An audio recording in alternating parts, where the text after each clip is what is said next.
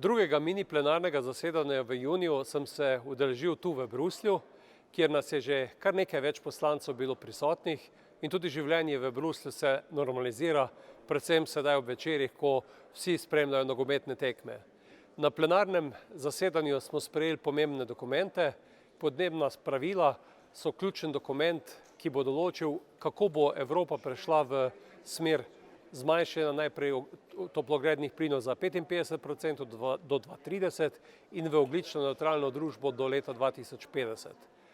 Kohezijski skladi so prav tako pod strehi, kajti na tem plenarnem zasedanju je bil potrjen tako regionalni sklad, kohezijski sklad, tudi sklad za pravični prehod za tiste regije, ki bodo imele z prehodom v nizkoogljično družbo še toliko večje težave.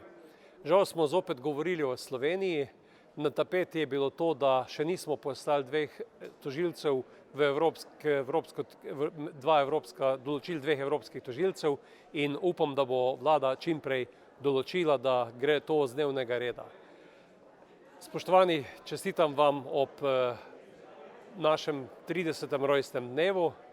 Želim, da tudi dobro praznujete in da bomo v drugi polovici tega leta dobro predsedovali Evropski uniji. To je priložnost za našo promocijo, tudi za večjo prisotnost v Bruslju, kakor tudi za to, da se doma zavedamo, da nam Evropska unija veliko pomeni in da moramo biti aktivni igralci v tej naši širši domovini.